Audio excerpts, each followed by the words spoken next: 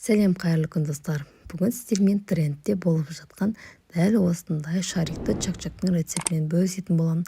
Видео қызық болса соңына дейін қарап жоғалтылмас үшін каналыма тіркеліп қоңырша белгісін басып қойды ұмытпаңыз.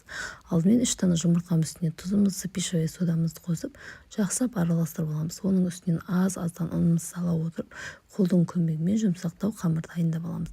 Дайын болған қамырымызды алып бетін жауып тындыруға қойып қоямыз. Оған дейін сиропын дайындап аламыз. Шекерді, суды құйып жақсылап кішкене қайнатып аламыз. Қайнап шыққаннан кейін үстінен осылай мед, яғни әселімізді салып, тағы да әрі қарап араластырамыз. Бетін араластырып тұрамыз. Бұл біздің медіміз көтеріліп кетуі мүмкін.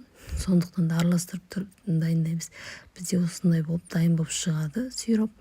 Енді тынған қамырымызды алып, оны сүйе отырып жайып алғаннан кейін дәл видеода көрсетілгендей етіп, ұзынша етіп барлығын осылайша кесіп алатын боламыз.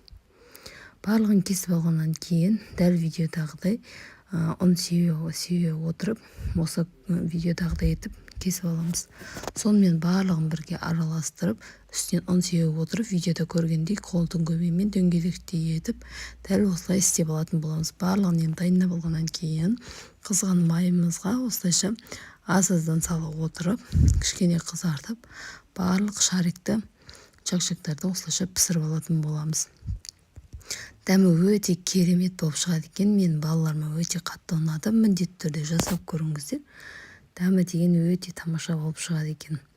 Осылайша барлық чак-чактарымызды пісіріп алатын боламыз. Осылайша пісіп шыққаннан кейін үстінен дайындаған сиропымызды құйып, осылайша жақсылап араластырып алатын боламыз.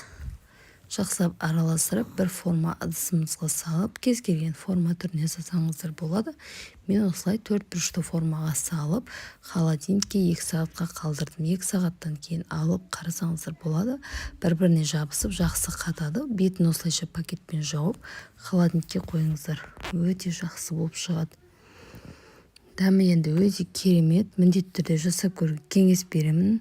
2 сағаттан кейін, 3 сағаттан кейін осылайша алып, чак-чагымыздың бетіне өз қалауларыңыз бойынша шоколад, сахар мен пудра, өз қалауларыңыз бойынша сүйсеңіздер болады. Видео ұнаған болса, міндетті түрде жоғалтылмас үшін каналыма тіркеліп, қоңырша белгісін басып қойды ұмытпаңыздар. Назарларыңызға рахмет.